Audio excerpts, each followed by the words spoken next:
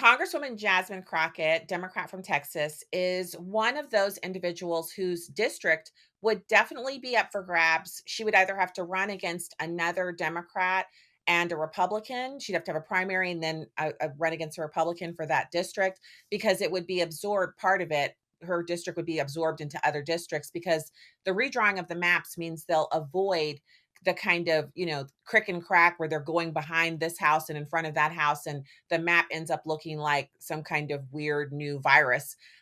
These things would be eliminated under this redistricting plan. And make no mistake about it, Democrats have been doing this for years. It's the fact that Republicans dare to use their own tactics. It's throwing the Democrats off. So here she is at an event called Move Ons Won't Back Down in Phoenix on Sunday.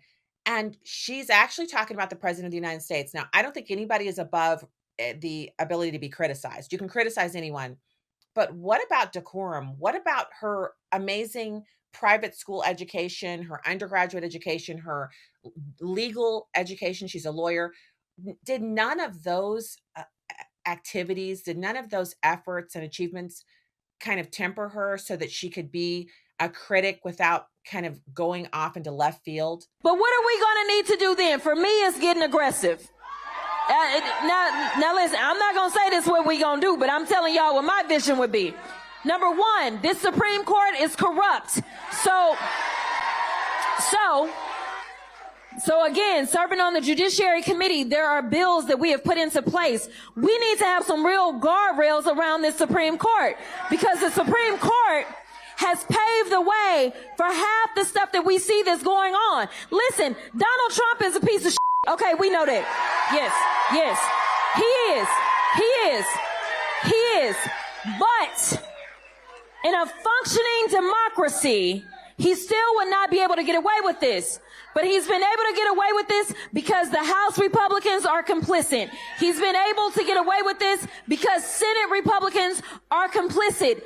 But most importantly, the courts, especially the Supreme Court, is complicit.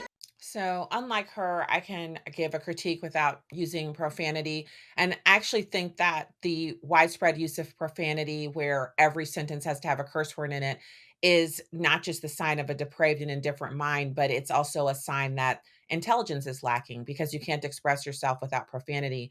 And so what she's saying about President Trump is obviously disrespectful to the office that he holds, but it goes further than that. She's criticizing the Supreme Court because she says that the Supreme Court is enabling, but she doesn't criticize the Supreme Court in past years when it has been a majority of liberals on the court and they have ruled in favor of taking the rights of American citizens away from them through their elected officials and implementing law like Obergefell. That was a Supreme Court decision that defied the will of the voters in the state of California and other states. So she doesn't actually speak from an honest place. She doesn't have clean hands. She's not an honest dealer when it comes to her opinions on these things. She's very partisan, and that's fine. She's a congressional member. She represents her district, which at current drawing, the current map has been created to bring about the result that you see there, a far left person. For full shows, live and on demand, it's Salem News Channel.